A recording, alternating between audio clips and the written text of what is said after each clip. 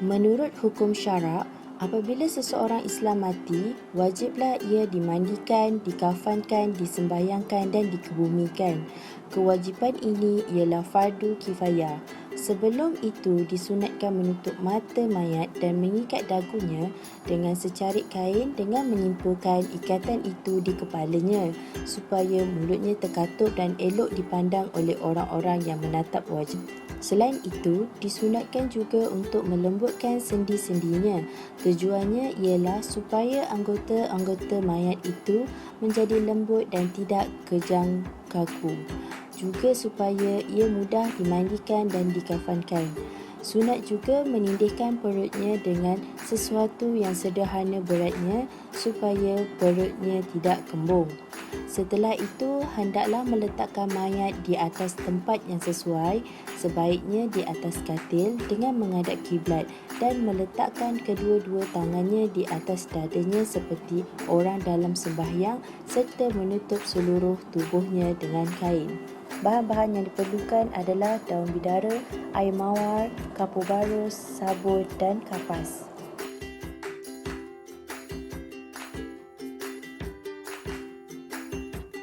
Cara-cara mandikan jenazah wanita.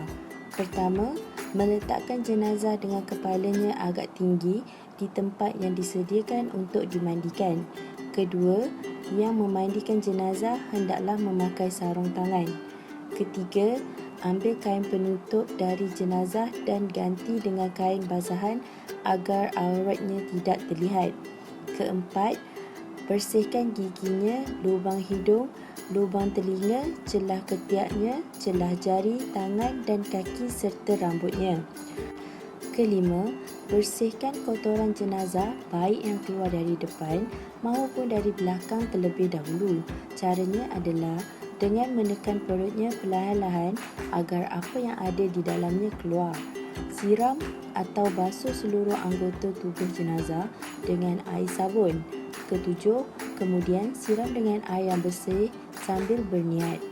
Niat memandikan jenazah perempuan. Nawaitu wudu'an lihziyil mayyiti lillahi ta'ala. Sahaja aku mewudukkan jenazah perempuan ini kerana Allah Ta'ala. Dengan air sabun, basuh dari kepala hingga hujung kaki dengan air bersih. Siram sebelah kanan dan kiri sebanyak 3 kali. Selain itu, pusingkan jenazah ke kiri, basuh di bahagian kanan sebelah belakang. Selepas itu, pusingkan jenazah ke kanan dan bersihkan ke bahagian kiri sebelah belakang. Siram lagi dengan air bersih dari kepala hingga hujung kaki. Lepas itu, siram dengan air kapur barus. Kemudian, jenazah hendaklah diwudukkan seperti orang yang berwuduk sebelum solat. Perlakukan jenazah dengan lembut saat ingin mengiring dan menggosok anggota tubuhnya. Jika keluar dari jenazah itu najis setelah dimandikan dan terkena badannya, wajib dibuang dan dimandikan semula. Jika keluar najis setelah di atas kain kafan, tidak perlu diulangi mandinya, cukup hanya membuang najis tersebut. Bagi jenazah wanita, sanggul rambutnya harus dilepaskan dan dibiarkan terurai ke belakang. Setelah disiram dan dibersihkan, lalu dikeringkan dengan tuala yang kering. Selain itu, keringkan tubuh jenazah setelah dimandikan dengan tuala sehingga tidak membasahi kain kafannya. Setelah memandikan jenazah, berilah wangi-wangian yang tidak mengandungi alkohol sebelum dikafankan, biasanya menggunakan air kapur barus. Pertama, hendaklah disediakan 3 lebar kain kafan dibentangkan dengan disusun, kain yang paling lebar diletakkan di bawah atau dengan cara kain 3 lebar dibentangkan dan letaknya agak serong, yang atas melebar dan yang bawah mengecil.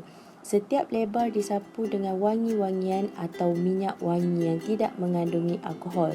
Kedua, hendaklah disediakan tali pengikat sebanyak 3 atau 5 utas yang diletakkan di bawah kain kafan tersebut. 3. Hendaklah disapukan kapas yang disapu dengan wangi-wangian dan kayu cendana. Keempat, Angkatlah mayat tersebut dengan berhati-hati, kemudian baringkan di atas kain kafan yang sudah dibentangkan. Kelima, tutuplah jenazah itu dengan kapas yang telah disediakan pada bahagian-bahagian yang telah disebutkan di atas.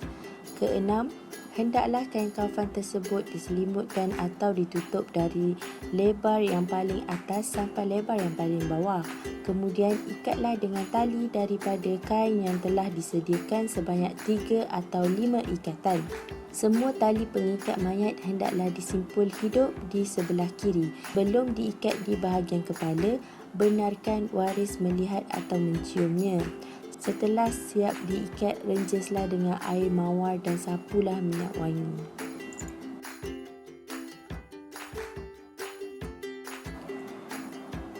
Niat jenazah wanita. Usolli ala hazihil mayyita di arba'a takbiratin fardul kifayati ma'muman lillahi ta'ala. Angkat takbir pertama seperti solat biasa dan teruskan dengan bacaan Al-Fatihah. Takbir yang kedua diikuti dengan salawat, iaitu Allahumma sholli ala Sayyidina Muhammad wa ala ali Sayyidina Muhammad. Takbir yang ketiga diikuti dengan doa pendek. Jika jenazah itu perempuan, bacalah Allahumma ghafir laha warhamha wa'afiha wa'fur anha. Maksudnya, Ya Allah, ampunilah dia, kasihanilah dia, sejahterakanlah dia dan ampunilah dosa dan kesalahannya. Selepas membaca doa di takbir yang ketiga, hendaklah diiringi dengan takbir yang keempat dan membaca doa. Doa ringkas bagi jenazah perempuan ialah Allahumma la tahrimna ajraha wa la taftinna ba'daha wa'fir lana walaha. Maksudnya, Ya Allah, janganlah kiranya pahalanya tidak sampai kepada kami. Jangan engkau meluputkan kami akan pahalanya dan janganlah engkau memberi fitnah sepeninggalannya dan ampunilah kami dan dia. Seterusnya, memberi salam seperti dalam solat fardu, iaitu memalingkan muka ke kanan dan ke kiri, cuma dalam keadaan berdiri. Setelah selesai salam dan berakhirnya solat jenazah tadi, afdalnya diikuti dengan membaca doa pula.